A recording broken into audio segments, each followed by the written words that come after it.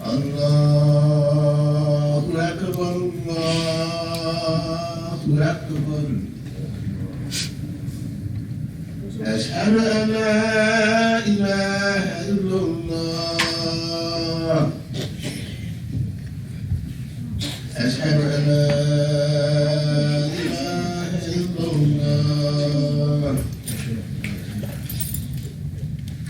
أشهد أن محمدا رسول الله أشهد أن محمدا رسول الله حي على الصلاة حي على الصلاة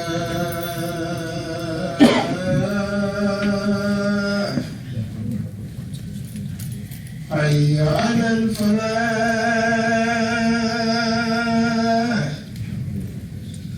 حي على الفلاح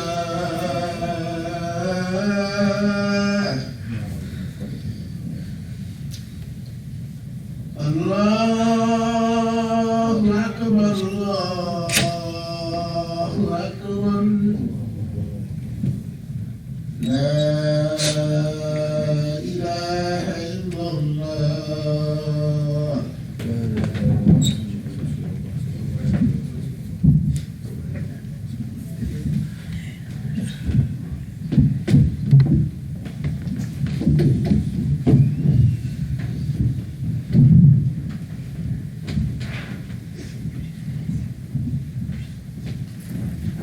الحمد لله رب العالمين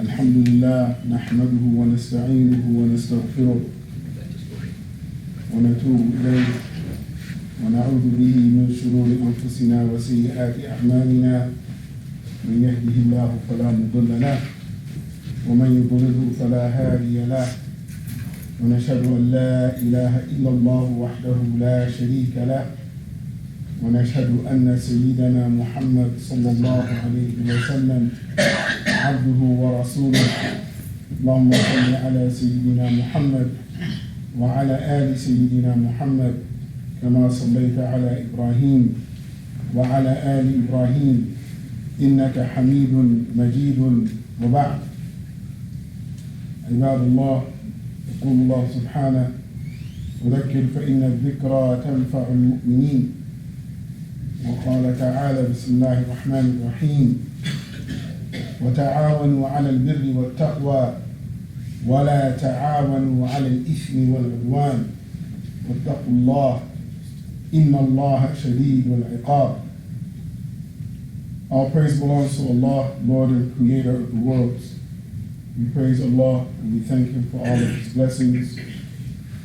We are especially grateful to Allah for the blessing of Prophet Muhammad sallallahu alayhi wa sallam, both the person of Prophet Muhammad as well as his example.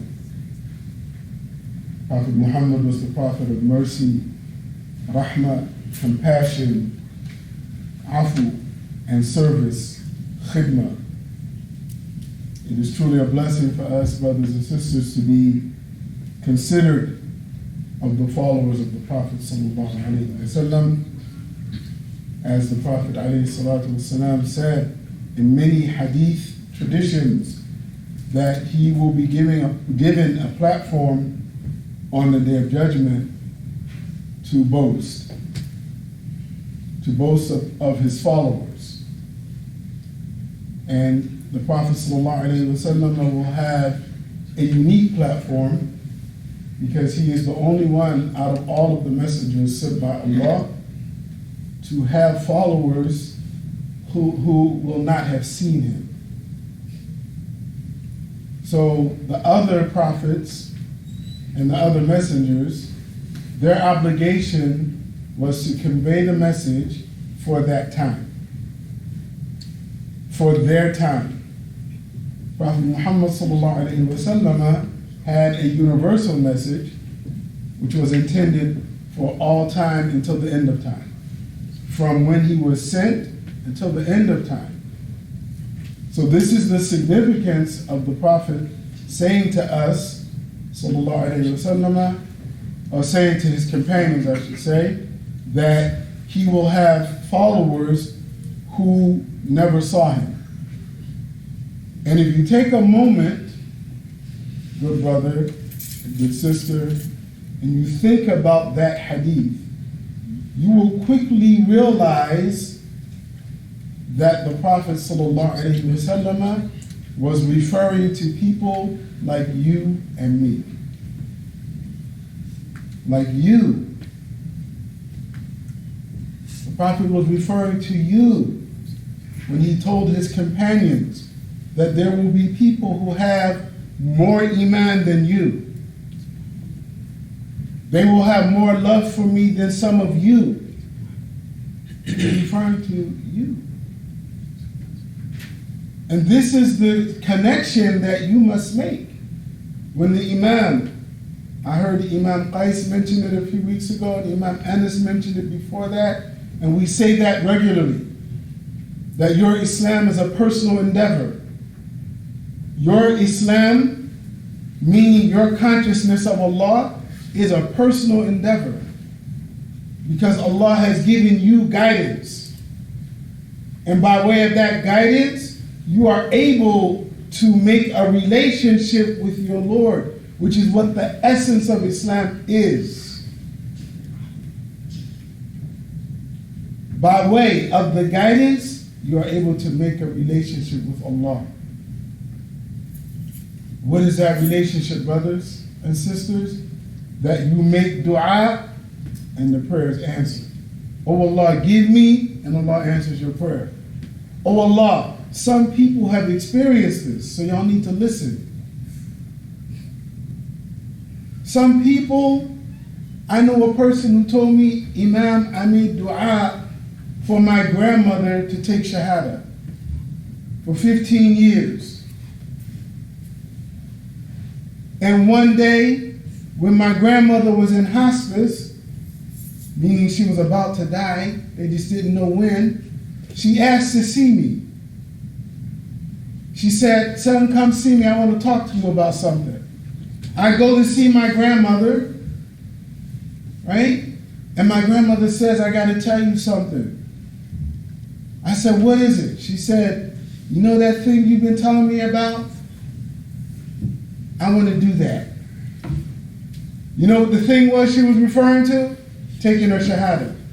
She couldn't remember the word Shahada. So that thing, I want to do that thing. Why is this story important? Because Allah answers prayers. What the brother learned in that, what his lesson was, that when you made that prayer 15 years ago, and you didn't get the answer right away, that doesn't mean that Allah didn't hear you. It doesn't mean anything except that Allah hears your prayers and He answers them. One way or another. The appreciation of this is when you realize that Allah has given you guidance. There are some people who are living life and they are desensitized. So they don't realize the reality of their existence, the reality of creation, how fragile, how great a human being is, and at the same time, how fragile. But you, the Muslim, you have scripture, as Allah Ta'ala revealed scripture. You, the Muslim, you have Prophet Muhammad sallallahu alayhi wa sallam as your example, and you say you follow his example, and there's nothing better for you. If you realize it. Because you can have this and take it for granted. And how many of us know this story? The Quran is on the shelf in the house. We don't read it. We have dozens of books of hadith that we may not open and really contemplate. What is the messenger of God saying to me? Because it's a personal thing. Your relationship with Allah is a personal thing. And if you have one, this is good for you. Because when human beings don't have this relationship, all of the evidence, spiritual, academic, anecdotal, all of the clinical,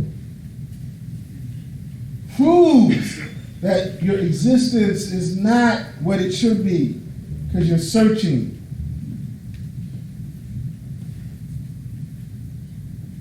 When you have scripture and you follow it, you submit it, the meaning of life is clear to you.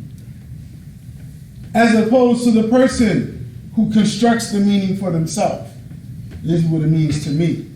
And this is what it means to me. And we don't really know. The believer doesn't really know the exact nature of things because he's not God, but he knows that God is. And that does something for the heart. So when the Prophet ﷺ said he will boast on the day of judgment, he's talking about the believers who take that leap of faith. Who take that leap of faith and say, yes, I surrender. I surrender. So it's truly a blessing for us. Our Islam, our Prophet ﷺ, our predecessors, the people who came before us. And we need to remind ourselves often in this city of ours. We need to remember there are many large Muslim families. Some of you may be descendants of generations of Muslims. But what do you hear me say? And it's a reminder to myself first. What your forefathers did ain't got nothing to do with you unless you do something. Why? Because I can't stand before Allah subhanahu wa ta'ala on the strength of what my forefathers did and say, Ya Rabbi, accept me with the righteous because my forefathers were righteous. And likewise, Allah is not going to judge me on the basis of what my forefathers did unless I choose to follow them with no attention to guidance. So we are blessed, brothers and sisters, to have a day like Jumu'ah, where we can come and we can be reminded, because that's what Jumu'ah is about. Well, brothers and sisters, I wanted to say a few words today about a topic that's been on my mind for a while now. The title of the khutbah is, We Are All We Got. We are all we got. And the subtitle is, Adopting the Practice of Supporting One Another. It's a mindset. It's a state of heart. It's a state of being. It's an obligation if you understand what Islam means. So the verse that I recited for you is a part of a verse from the tablecloth, Surah Al-Ma'idah. The beginning of the verse says, Bismillah ar-Rahman ar-Rahim. Ya ayyuhalladhina amanu, la tuhillu sha'air Allah, wala shahr al-haram. ولا الهدي ولا القلائد ولا آمنين البيت الحرام يبتغون فضلا من ربهم ورضوانا وإذا حللتم فاصطادوا ولا يجرمنكم شنآن قوم أن صدوكم عن المسجد الحرام أن تعتدوا وتعاونوا على البر والتقوى ولا تعاونوا على الإثم والعدوان واتقوا الله إن الله شديد العقاب. This is verse 2 from the tablecloth. In the English translation, it says, O you who have attained to faith, offend not against the symbols set up by God, nor against the sacred month of pilgrimage, nor against the garlanded offerings. The garlanded offerings were the animals that were offered for sacrifice. They used to put something around the necks of the animals so that they were identified. And what it meant not to violate that was if you knew that an animal was marked for sacrifice to Allah, you couldn't just take that animal, sacrifice it for yourself, and feed your family. Because the animal that's sacrificed for Allah is supposed to be shared with as many people as possible. Right? Nor against those who flock to the inviolable temple. The inviolable temple is the Kaaba, seeking favor with their sustainer and his good deed acceptance. And only after your pilgrimage is over are you free to hunt. So these are some of the ideas that are in the beginning of the verse. But then Allah Ta'ala says, وَتَعَاوَنُوا عَلَى الْبِرِّ وَالتَّقْوَى وَلَا تَعَاوَنُوا عَلَى الْإِثْمِ وَالْعُدْوَانِ. I'm sorry. وَلَا يَجْرِمَنَّكُمْ شَنَآنُ قَوْمٍ أَنْ صَدُّوكُمْ. And never let your hatred of a people who would bar you from the inviolable house of worship lead you into the sin of aggression. There's a little caveat here. I'm going to read this again. And never let your hatred of a people who would bar you from the inviolable house of worship lead you into the sin of aggression.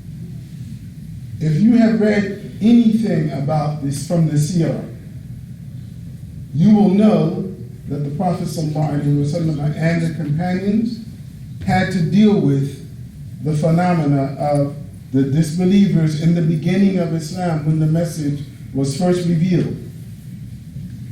And they would try to go to the Kaaba, which was established as a house of worship, to pray, to make salah. The disbelievers would bar them. They would attack them. They would mock them. They would block them. And it was years of this. So some of the companions had resentment in their hearts, understandably. And then the Prophet ﷺ was commanded to migrate to Medina. So he migrated to Medina. The Muslims spent time in Medina.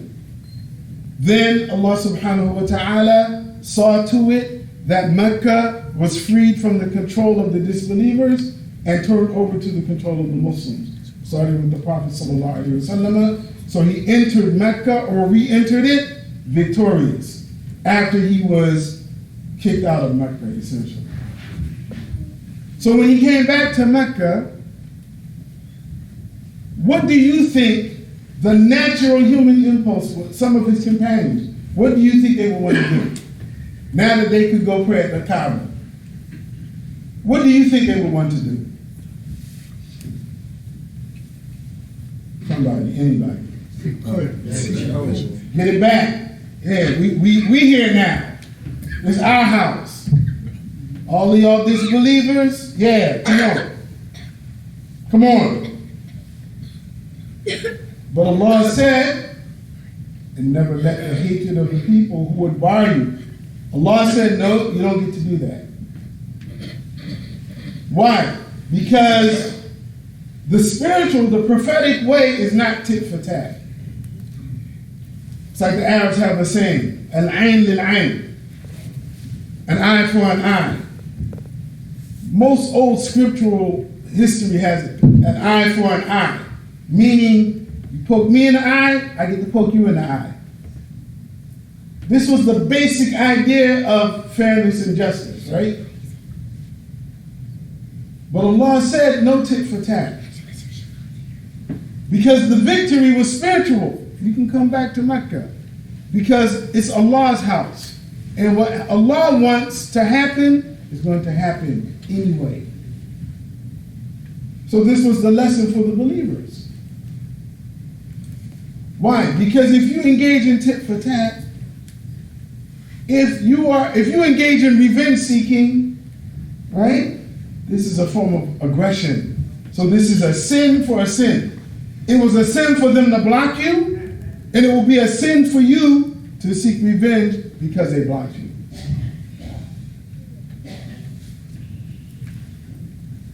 And this caveat is important. This point here, we are in the era of social justice. Everybody wants justice, right? But we have to take time to think about what justice means before Allah. What does the Quran tell us about justice? When we read the Quran, our understanding is tempered by the fact that there is no absolute justice in the dunya. You can forget it. Because this is not that place. This is not Jannah, and it's not meant to be Jannah. So the best that we can do is the best that we can do. This is why we have an amru bil ma'ruf wa nahi anil munkar. You enjoin the good, you forbid the evil. And these aren't absolutes. These are, you make an effort, you're on the good team to explain it as simply as possible. So you enjoin good, you do whatever good you can. Because the natural impulse of every human is to, I'm going to take more.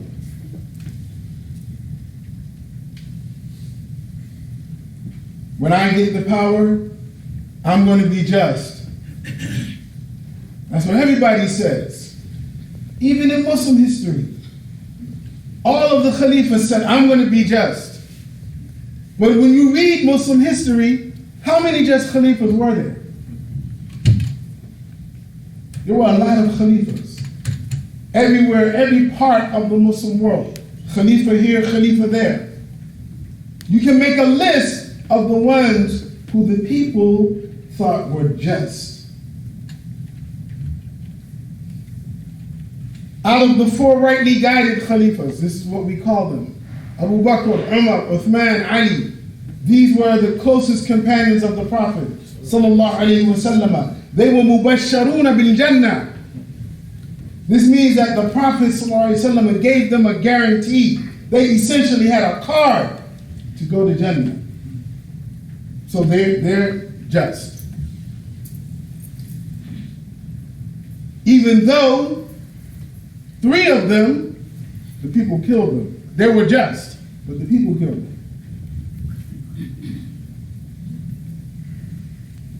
Then you have Umar ibn Abdul Aziz, a descendant of Umar ibn Khattab. But then you have a lot of people. You have one Khalifa, his name was Yazid, the son of Muawiyah. He killed the Prophet's grandson.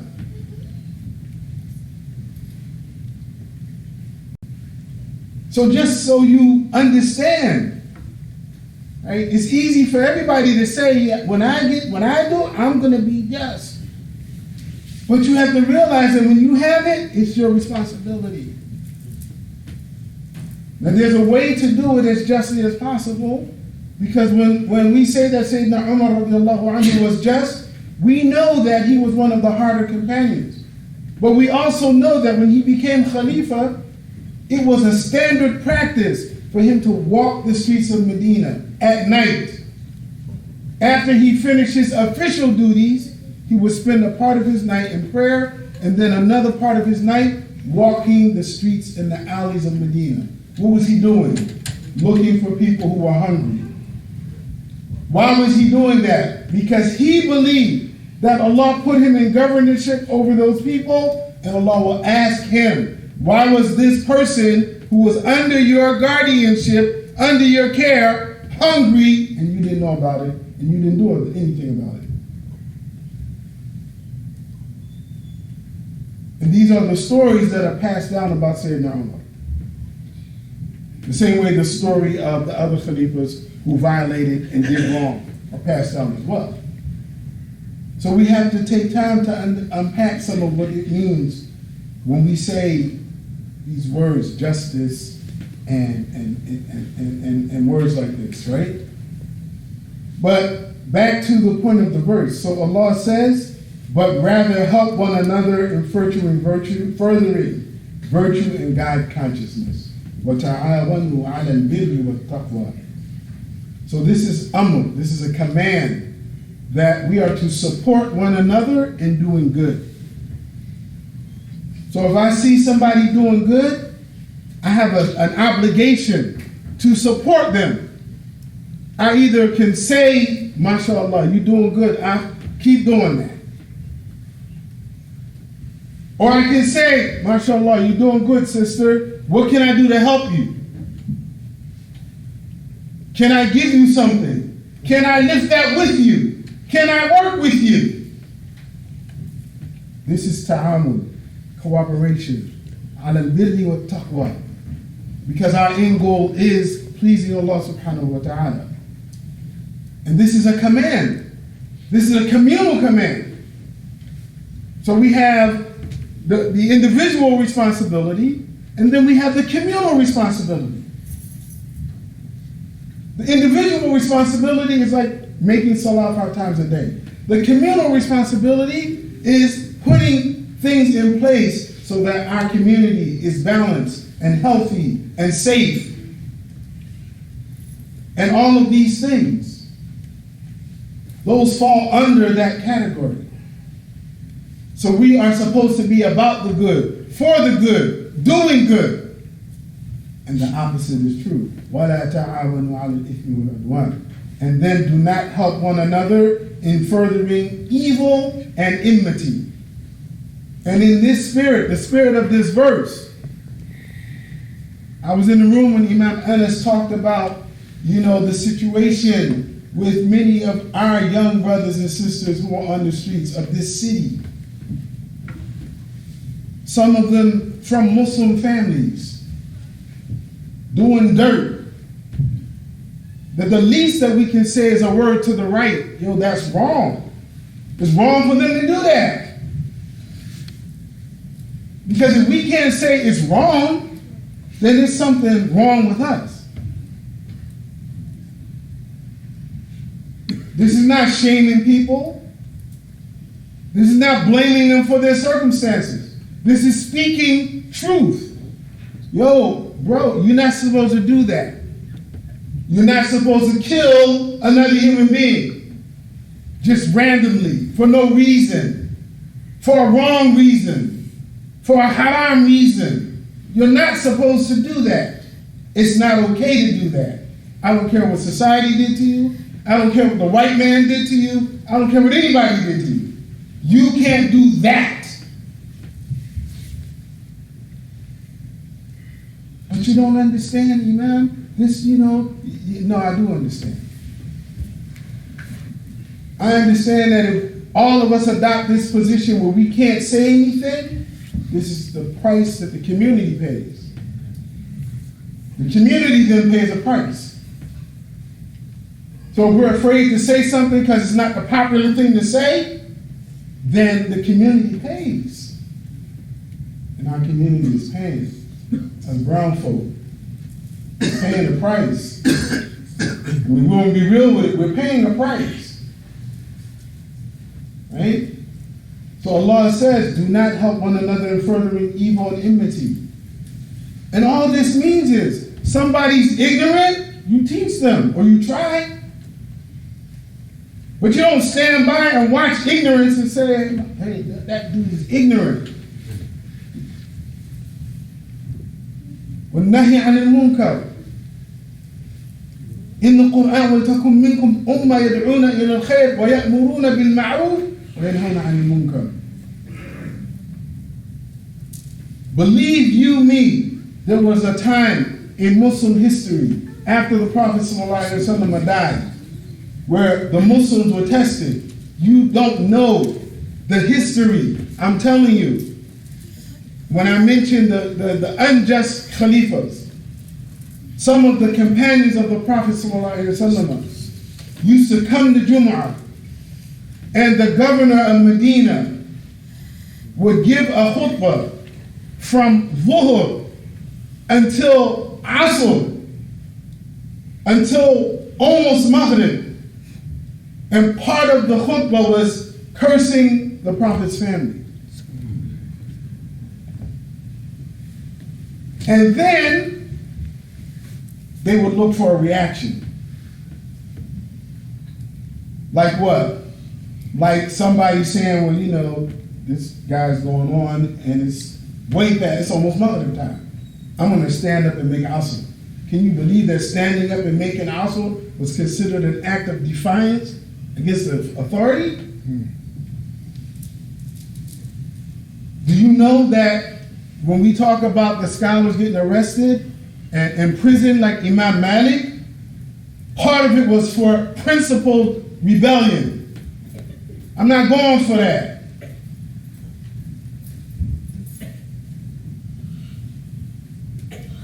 But it was fed by this spirit of, if you see wrong, you might not be able to do anything about it, but you can say it's wrong. You can say it's wrong. And don't say it's wrong because it's a fad to say it's wrong. But you say it's wrong because you understand what Allah wants from you.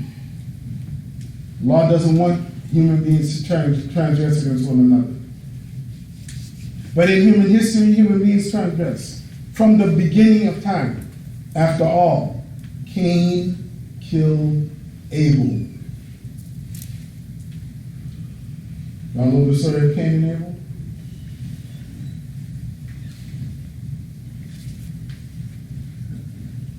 Might need to read the Bible.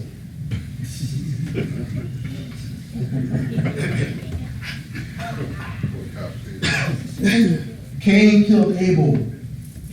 Two brothers, two descendants of Adam, sons of Adam. One was jealous of the other one. Why? One brother slaughtered an animal, and he got evidence that Allah accepted his slaughter, and his brother didn't. What did he do? قَالَ لَأَقْتُلَنَّكَ. He didn't say, well, his offering was accepted and mine wasn't, so I got to do some work on me. No, he said, I'm going to kill you. Envy, hatred, jealousy, I'm going to kill you. And that's what he did. From that story, Allah says, مِنْ أَجْلِ ذَلِكَ كَتَبْنَا عَلَى بَنِي إِسْرَائِيلَ أَنَّهُ مَنْ قَتَلَ نَفْسًا بِغَيْرِ نَفْسٍ أَوْ فَسَادٍ فِي الْأَرْضِ وَكَأَنَّمَا قَتَلَ النَّاسَ جَمِيعًا. Allah said, from that time, we have preordained on the children of Israel that whoever kills a soul unjustly or engages in the spread of corruption, it is as if he has murdered all of humanity. That is the gravity of killing someone. That's for the killers that talk about killing.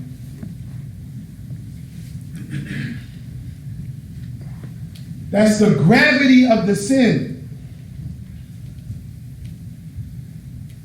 So if my brother is out of order or my sister is out of order, I at least got to tell you, yo,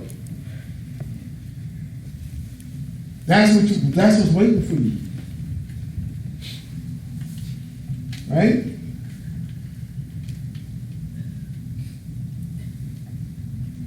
وَلَا تَعَاوَنُوا عَلَى الْإِثْمِ وَالْعُدْوَانِ وَاتَّقُوا اللَّهَ إِنَّ اللَّهَ شَدِيدُ الْعِقَابِ. And then Allah said, and fear Allah. Remain conscious of Allah, for verily Allah is severe in retribution. إِنَّ اللَّهَ شَدِيدُ الْعِقَابِ. إِنَّ اللَّهَ شَدِيدُ الْعِقَابِ. His retribution is severe. A lot of times we read about the retribution of Allah, the retribution of God, and we think, fil akhirah. La, no habibi, no. When enough of us are out of order, retribution happens now. We see it, we feel it, we say, what's wrong? We're wrong.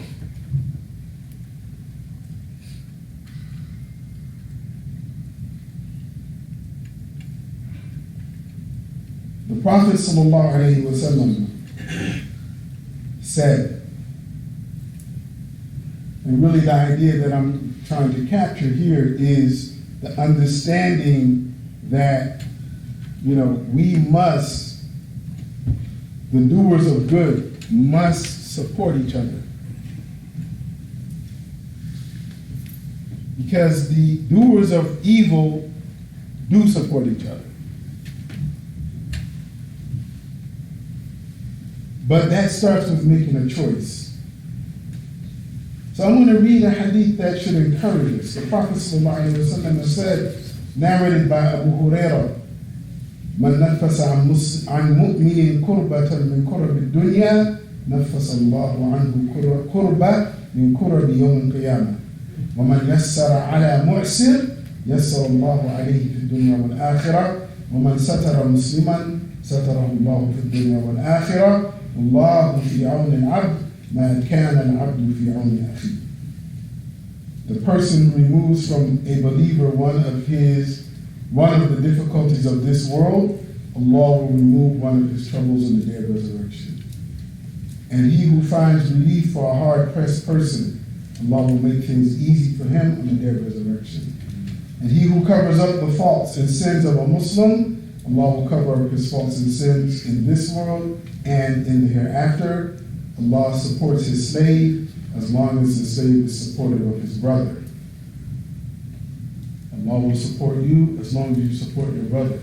Why? Because we are all we got.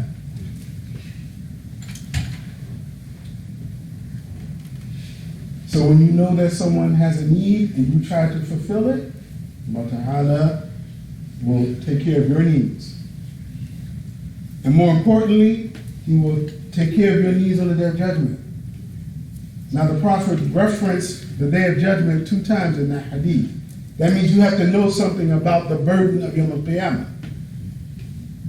So if you just think that Yawm al-Qiyamah is some little fantasy and little fire, brimstone, little damn demons running around, I'm serious. Because that's the depiction. Little demons with horns running around, fire and brimstone. The Day of Qiyamah is a day where the Prophet ﷺ, Allah said in the Quran, a father will look at his children and say, yo, this is about me today. If you can imagine that. A mother saying, this is about me. Nafsi, nafsi.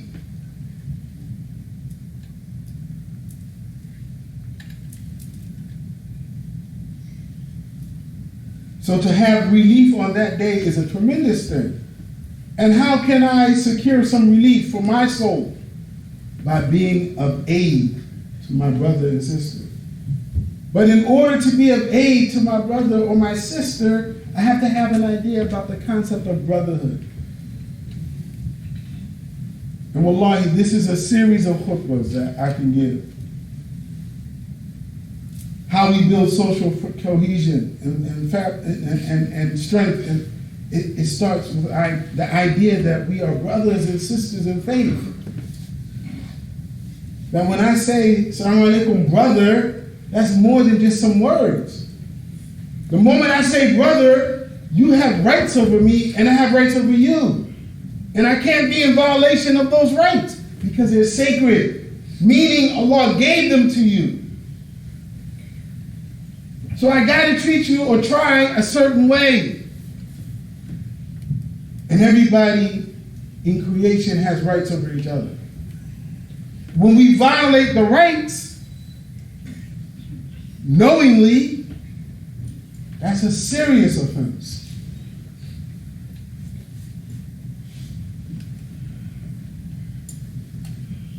But Allah says, one of the easiest ways to go to Jannah is to support your brother. Because Allah will always have your aid. Wallahu fi awn al-abd ma kana al-abd fi awn akhihi. Now, very quickly, going back to the part of the hadith, whoever covers up the faults and sins of a Muslim. Because we have a misunderstanding about this. So every opportunity I get to say something about where we missed the point, I try to. This doesn't mean that if my brother is doing something that's wrong, that I know it's wrong and he knows it's wrong, I'm supposed to cover him at all costs. It doesn't mean that. In the 3 tafsirs that I looked in, one of the phrases that stood out was the statement of Imam al-Hasan al-Basri, where he made it clear that if my brother has a fault or a flaw, he commits a sin, and he conceals it, and he's shameful about it, then I'm obligated to conceal the sin. But if my brother is out of order, wreaking havoc, committing sin, doing things that may impede on the rights of, or transgress against the rights of other people, I'm obligated to call my brother out. And he said it in a way, this is why it stood out.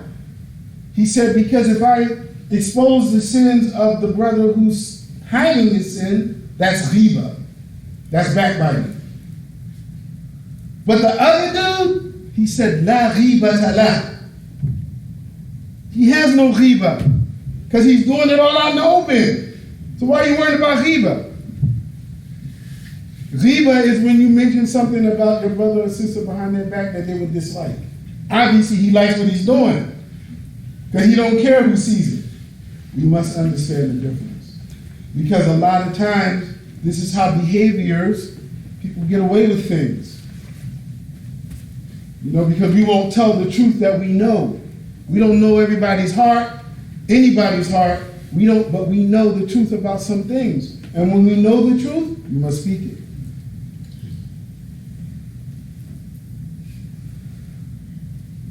And so, beloved brothers and sisters, the point that I wanted to focus on, inshallah, I said a few words about it, is the need to begin to understand that we need each other. We need each other. We're all we have. So we're waiting around for somebody to come help us. We got a savior complex and we're sitting around looking at our watches. I know he's coming. And if we have any of this stuff, we have to get rid of that. Because we are all we have. And those among us who are doing good, we have to support them. We have to begin to practice this. We don't do this well.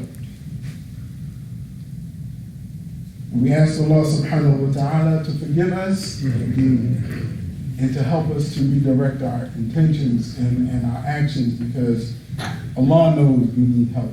And we ask Allah to help us. قولوا قولي هذا واستغفر الله العظيم لي ولكم ولسائر المسلمين والمسلمات من كل ذنب فاستغفروه إنه هو الغفور الرحيم.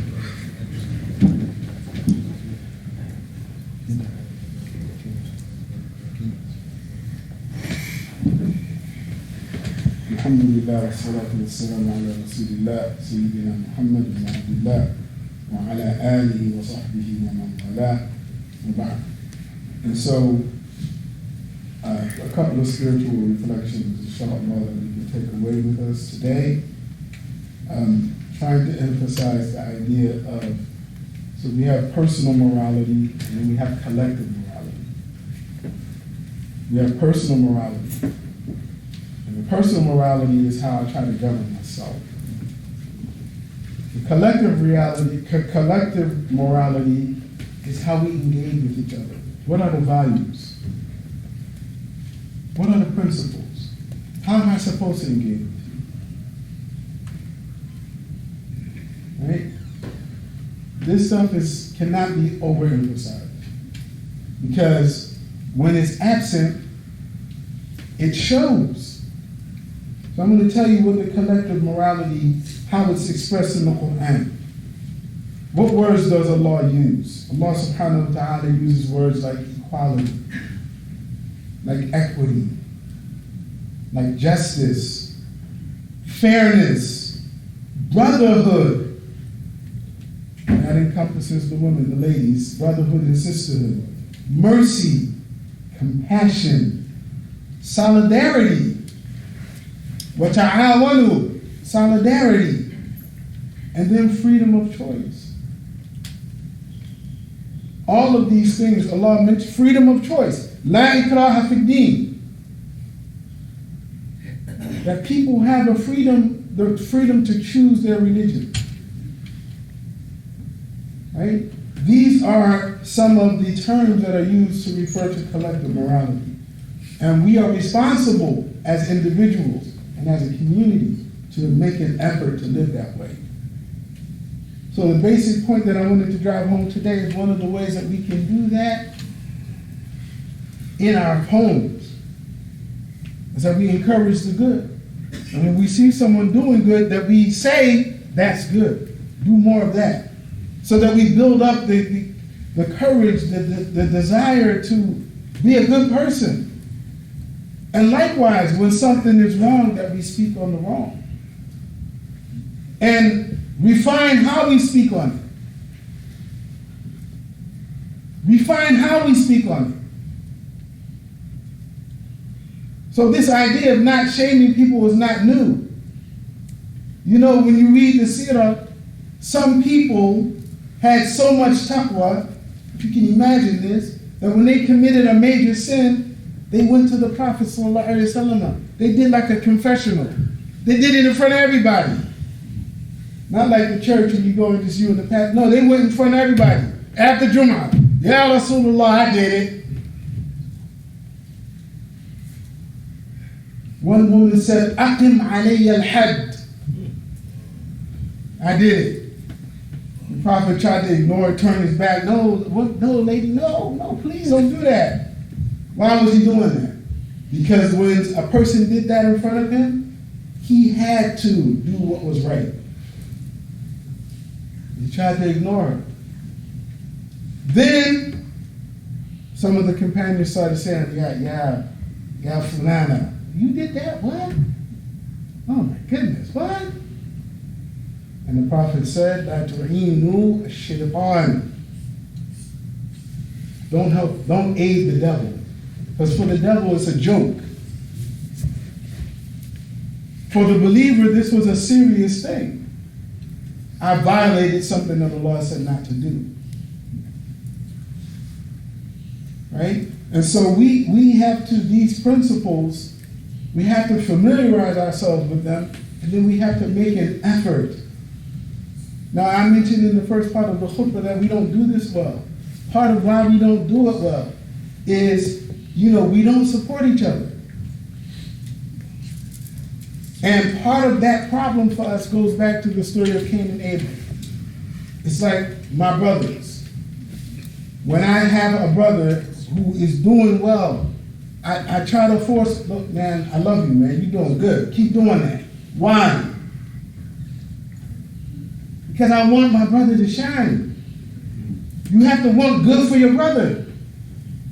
And you can't be a phony about it. You can't say, I want my brother to shine and then talk bad about your brother behind his back. Or work against your brother behind his back. Or not support your brother ever. Or your sister. Because then you're just talking. You know how we as brown people, we talk about the crabs in the barrel? SubhanAllah, the crabs ain't cooked yet. The barrel's still full. This is an attitude. This is a mindset. It's rooted in self-hatred. It's rooted in self-hatred, and then it's exacerbated by this sense that, this envy, that if my brother's doing good, that means I'm doing bad. Or, if I'm not doing good, can't nobody do good. Or, in order for me to do good, nobody else can do good. And all of this is wrong thinking. Spiritually. Because of whatever Allah gives someone else is what Allah gave them. You have stuff that Allah can give you, but you got to ask for it, and then you have to go for it. Like Cain. Cain saw that his brother's sacrifice was accepted, and instead of saying, what should I do so that my sacrifice is accepted, he said to his brother, I'm going to kill you. His brother. And that's not the only story, the story of Yusuf and his 11 brothers. Allah says, لَقَدْ كَانَ فِي يُوسُفَ وَإِخْوَتِهِ آيَاتٌ لِلسَّائِلِينَ. They saw that Yusuf was special. He was a little brother. You know what they did? What they do? They took their little brother some treacherous stuff. Throw him in the desert. Throw him in a well. Walk away. What we gonna tell Dad? The wolf ate him, Dad.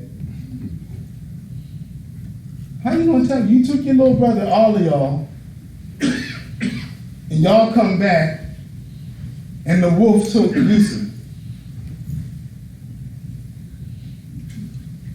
All of these stories speak to us about real things that we need to be real about. We need to be real about them. Right? We need to be real about them. And so it's very important, that we think about these things and reflect, because Allah sends us signs all the time. Right? So this is why we encourage ourselves when we hear good news, that we celebrate the good, that we make dua for each other. This is all sadaqah. If I see you struggling with something, man, I'll make dua for you. I can't help you in any, I'll make dua. That's a charity. And that we practice this. And Allah subhanahu wa ta'ala will help us, inshallah. In closing, brothers and sisters, we're often told from the minbar that this is a time of great fitna, and it is. And so in times of great fitna, we need to return to clarity. And the Quran is clear. Allah called the Quran Mubin. It's clear. And so one of the challenges for us is reconnecting to our spiritual tradition. And we do that by returning to some basic values. And then we make dua. So inshallah, I would like to offer the following dua. I ask Allah subhanahu wa ta'ala to accept from us all of the good that we put forth for His sake. We ask Allah to forgive us. We ask Allah to remove from us the burden of any sinful behavior. Ya Allah, verily you hear the prayers of the spiritual tormented. Oh Allah, we ask you for protection in our spirit. We ask you to keep us away from deviance, disbelief, and hypocrisy. Help us, O Allah, learn how to restore and repair our souls. Bless us, O Allah, with an increase in our iman. Bless us, O Allah, to remember to turn back to you whenever we stray. Keep us, O Allah, from the edges of extremism and gently nudge us towards the center. Teach us, Ya Allah, to love you, to trust you, to rely on you, to heed your warning, to respond to your calling, to accept your graciousness, to remember your kindness, to respect your vengeance, to be satisfied with your decree. Lift us up, O Allah, when we fall, heal us when we hurt, remind us when we forget, repair us when we are broken. Let us not forget, O Allah, that you are our Lord and our salvation is with you. Be pleased with us, O Allah, and let us not taste a moment of your displeasure. O Allah, you know that there are those among us today who are struggling with addiction. Free them, O Allah, and heal them, Ya Allah. There are those among us today, O Allah, who are alone and lonely. Fill up their hearts and replace the emptiness with fulfillment, O Allah. There are those among us today, O Allah, who are unemployed. Help them to gain employment and help them find a way to clean up their income and their wealth and their money. There are those among us, O Allah, men and women who will accept from us our humble offerings, accept from us our repentance, our reflections on this blessed day of Jumu'ah. Your gifts to us, O Allah, are tremendous, and we humbly accept them, the biggest gift being the gift of our Prophet Muhammad sallallahu alaihi wasallam. We ask that you bless us for every time that we praise the Prophet sallallahu alaihi wasallam, and you count us amongst those who remember. O Allah, count us amongst those who remember. O Allah, count us amongst those who remember. Ameen, ameen, ameen. إن الله يأمر بالعدل والإحسان وإيتاء ذي القربى وينهى عن الفحشاء والمنكر والبغي يعظكم لعلكم تذكرون واذكروا الله العظيم الجليل يذكركم واشكروه على نعمه يزدكم ولذكر الله أكبر. الله يعلم ما تصنعون.